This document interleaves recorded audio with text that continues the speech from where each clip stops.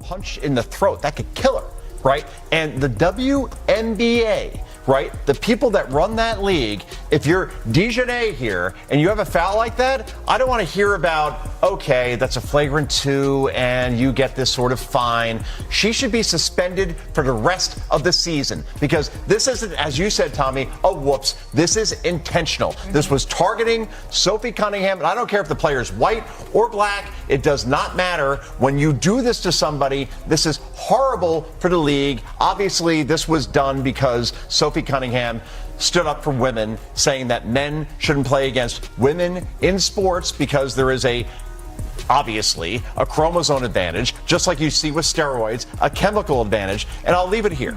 Serena Williams, I saw this clip just this week. 2013, she's on David Letterman when Letterman hosted the Late Show. And she was asked, would you play Andy Murray, who was a big deal in tennis, British guy in tennis? She said, no, I wouldn't. Andy asked me to do it. I would lose 6-love, 6-love. In other words, I would get wiped. The hardwood battlefield erupted into a full-scale collision zone as the fierce rivalry between the Indiana Fever and Chicago Sky reached its boiling point. Emotions had been building for countless weeks, yet nobody anticipated a complete eruption of relentless physical aggression on live national television. Every possession resembled a desperate struggle for survival inside a dangerous high-pressure battleground where ordinary basketball standards completely collapsed. The tension throughout the arena became overwhelming as both teams entered the court fully prepared for an unofficial all-out street battle. And preach, oh, white privilege, white privilege, white privilege. But DiJonai, if I'm not mistaken, it was you that whacked Sophie Cunningham on the head. You whacked the white girl on the head and you got a consequence for it, right? You got punished for it. And then you broke league policy because you took to the internet and posted white privilege. And then you don't even know. The rules itself says, according to the 2026 WNBA official rulebook, an ejected player or coach must immediately retreat to the team's dressing room, locker room, or leave the building entirely. However, because league policy prohibits players from using personal electronic devices or posting online until all post-game media obligations are fulfilled, they cannot use their phones while waiting in the locker room. And DiJonai Carrington, you used your phone while you was in the locker room posting white privilege. You used your phone while you was posting the next scheduled date where you play the Indiana Fever on August 23rd. And DiJonai, till this second, at the very time, it's 2:50 p.m. in New York right now.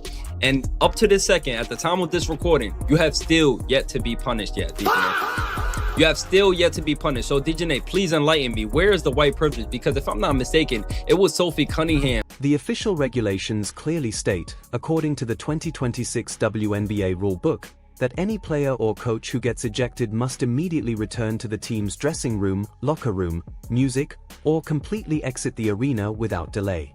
However, because league regulations strictly forbid players from accessing personal electronic devices or publishing online until every required post-game media responsibility has been completed, they are unable to use their phones while remaining inside the locker room. About it.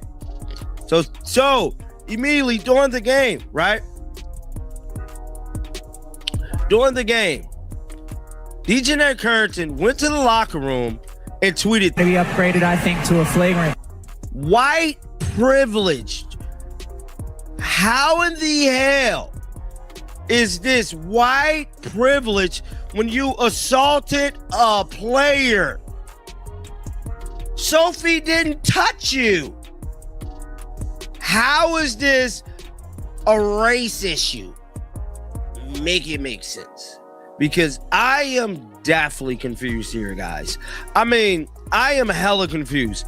How is this a race issue, bro? And then not only that, Sophie Cunningham speaks on the matter. So immediately after the game, y'all know the reporters wasted no time catching up with the Sophster. And a lot of stuff did happen, and I did forget about the Caitlin Clark getting a technical. So Caitlin Clark is more than likely going to be suspended, bro. She's going to be suspended. So Sophie Cunningham was asked. Sophie Cunningham, in response to DiJonai Carrington posting on Threads, white privilege, Indiana. Very early during the opening quarter, defensive specialist Sophie Cunningham stole the basketball and exploded ahead on a lightning-fast breakaway. She fixed her attention directly on the basket, soared into the air, and left herself completely vulnerable while attempting an uncontested finish. Cunningham attacked with total speed and commitment, entirely defenseless as she rose toward the rim to complete the transition opportunity. Music, it appeared destined to become an effortless two-point score, but a relentless hunter was following every single movement from behind with dangerous intentions. A fist/arm gesture, yelled the scoreboard. She didn't even yell scoreboard. She really said, yeah, look at the scoreboard. She wasn't even screaming. Bumped into a referee accidentally. Like, I mean, come on.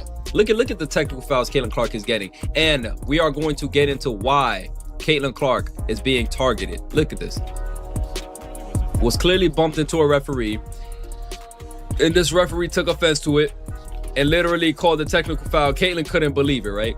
And you would think like, okay, that's not that bad, right? But then when you bring up another incident with Natasha Cloud during the same game, if I might add, during the same exact game, Natasha Cloud was seen pushing this same exact referee with no punishment, with no consequence. In fact, shutting DiJonai's claims down that this is not white privilege. In fact, this is black privilege. Let's be real with ourselves. Shout out to Rose Rans, my guy, Black and White Sports, one of the realest in the space, man. Shout out to my guy. Make sure y'all go subscribe to him. If you're not, you're living under a rock. But look at this, man. Natasha Cloud seen pushing the referee. Oh my gosh. One more time, just in case you missed it. Natasha Cloud bumping the referee. You can clearly see she's physically putting her hand on the referee's ribcage, pushing her out of the way. And the referee's like, no, Natasha, stop it. This is so attractive to me. Stop it, Natasha. I'm supposed to be professional right now. Look at this, man. This is disgusting work, man. You could put hands on the referee's bodies, on her arms. And this is, guys, I could be wrong, but this is the look of love. I don't know. This let me know if I'm tripping. This is the look of love. Play Sade, kiss of love. This is the kiss of love, man. But when Caitlin Clark gets bumped by this same exact person, Natasha Cloud, so clearly was a foul, was not called. Insane, man. Insane. And now that I'm looking at it, Natasha Cloud gave her a look. Like, you gonna let her do that to you, baby? Natasha gave her a look. Look at this. After this, look at this. She threw Caitlin Clark into her and then stared at the referee. You cannot make this up. Natasha Cloud looking at the referee like, oh, you really gonna let that happen? Look at this. This is crazy, man. And then turns her head the other way. And the referee like, nah, I'm calling it. It was too much pressure on the referee. She didn't know what to do. So instead of not calling the foul, the referee said, oh, I'm going to call a technical foul on Caitlin. I got to do something. I missed the first foul. I have to do something. The referee must have just panicked because it's like, I can't help Caitlin. I refuse to. You know, it's not even helping her. It's just doing your damn job anyways. And then you want to see more black privilege, right? Because Paige Beckers, her skin color might be white, but she's treated like a sister. If I'm not mistaken, one of her parents might be black or something like that too, right? But neither here nor there. Let's look at Paige Beckers literally pumping a referee. Look at this. The music. I mean, look at this, man. Paige Beckers literally bumping into a referee. I don't know if this is a love bump. I don't know what it is, but it didn't get a technical foul, right? So once again, privilege in this league. You know what I'm saying? But man, listen, like, if this is white privilege, I don't know what it is, man. Listen, Caitlin Clark has... As Indiana rapidly closed the gap like a merciless knockout specialist, DiJonai Carrington unleashed a frighteningly violent blow aimed directly at Cunningham's fully exposed head and neck. This was never a genuine effort to contest the shot or challenge the basketball in any legitimate competitive manner. Carrington drew back her arm before delivering a devastating clothesline that completely destroyed Cunningham's balance and sent massive shockwaves throughout the packed arena. The horrifying collision launched Cunningham violently through the air before smashing her body forcefully against the unforgiving hardwood surface. Every single stadium shrieked with total shock when Cunningham struck the floor using immense bone-crushing power. Incredibly, the shot swished inside the hoop for 2 points as Cunningham refused to stay down and act the victim. Rising rapidly back onto her feet with murderous anger, Cunningham ran headlong at Carrington to seek prompt vengeance. She hit Carrington hard upon the chest before frantic refs and players jumped between them to halt a full-scale brawl. Officials quickly paused the feed and ran toward the review screens to analyze the damage of that lethal play. The game film showed an obvious wind-up, a heavy aimed blow, and a reckless follow-through into the front neck. Officiating staff had no other choice except to raise the call to a huge flagrant 2 foul right there. Carrington was promptly kicked from the match and guided off the gym while fans yelled in total shock. That penalty was only the first strike in what fast became a major institutional crisis for league staff. Going back to the locker space, Carrington totally avoided required professional behavior rules before the final clock even ended. Modern 2026 association laws clearly forbid tossed players from using own mobile phones before finishing late media talks. Carrington broke every single regulation in existence, pulling out her device in private to start an all-out online media attack. Rather than taking responsibility or showing quiet restraint, Carrington uploaded the phrase "white privilege" right onto social sites. She purposely started a heated cultural fight so as to confuse the masses regarding her blatant physical battery. By using racialized language from within the locker room, Carrington tried to shift the story and depict herself like a victim. The debated post went viral within moments, causing a huge political storm throughout global news outlets and streaming sites. Facing some hungry reporters after the match, Cunningham managed the press chaos with cold calmness plus incredible grace.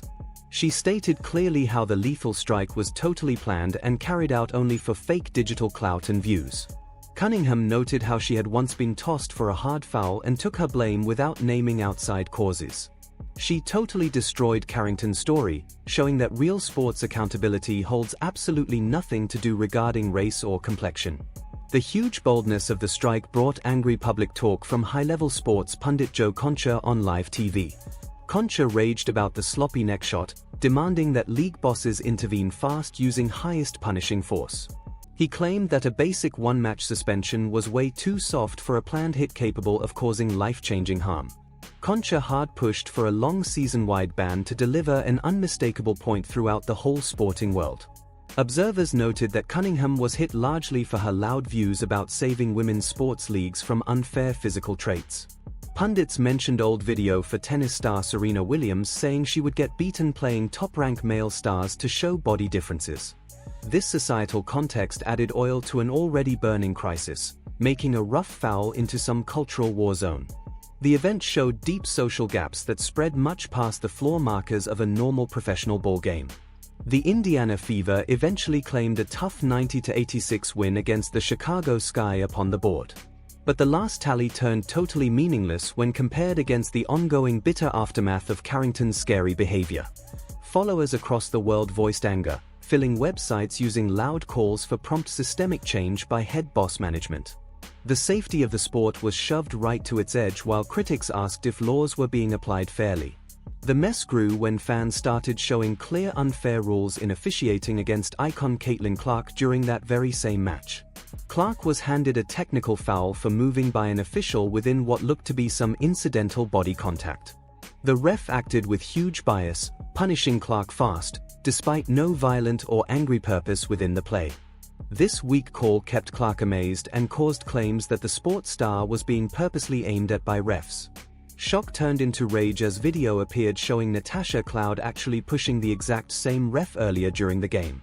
Cloud placed her palms right against the official's side, strongly shoving her away without getting a single foul or caution. The ref gave zero pushback or penalty, giving Cloud some soft treatment while punishing Clark for mere accidental touches. This weird difference in refereeing style showed a scary lack of fairness that upset fans and non-biased pundits too. The clear gap regarding how various players were handled sparked fierce talks concerning systematic bias throughout the whole league. Pundits claimed that some favored veteran stars were allowed to physically shove refs without facing any penal results at all. Meanwhile, new icons met harsh monitoring and fast technical whistles regarding small physical touches during high-stakes play. This nasty air made fan groups believe that officiating teams were actively shaping match results to fulfill secret private plans. Visual review experts further showed tapes of Paige Buchers actually colliding into officials without getting any tech fouls either. The habit grew impossible to miss since several top-tier athletes often placed hands onto refs without seeing whistle calls. Every UN-penalized body contact boosted claims that refereeing rules were being used partially based on star name and rank. The obvious lack regarding standard rule use broke viewer trust and threw a dark cloud over the league's expert honor. Adding heat to the fire, Carrington shared the set time for her next August 23 battle versus the Indiana Fever. She employed social apps to hype up the coming game, showing no guilt regarding the harm she had just done. The web update was seen like a clear insult, proving that the anger between both teams was far from finished. Until this exact moment, league heads have failed in handing down some extra penal steps or big fines toward Carrington. Huge social anger still demands that the WNBA board step in plus ban Carrington through the rest of this year. Permitting a star to land head blows during the game and violate locker space tech rules without big penalties makes a bad example. If main leadership skips out, they convey a point that dirty play and bodily harm are quite allowed. Experts caution that failing toward punishing Carrington shall bring on growing courtside fights and total chaos in future matches.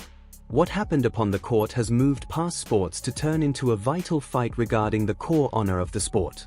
Pros must not get permitted to do violent deeds and then hide themselves behind viral race debates online. Sophie Cunningham proved real fighter soul by absorbing the blow, staying strong, and refusing in giving to cheap insults. Her poise under stress showed the clear gap between pro player honor and nasty social media baiting methods. The WNBA main desk now meets its biggest trial of power within modern pro athlete sports history. All sports pundits and millions of global hoop followers are looking intently to see if true justice shall finally be done. Will main leadership give in to social heat, or will they take a firm path to defend their stars against injury? The choice taken in the next weeks will forever change the working laws and moral ways of professional hoops. We are watching each specific change, ban note, and locker team news as this huge mess keeps on growing.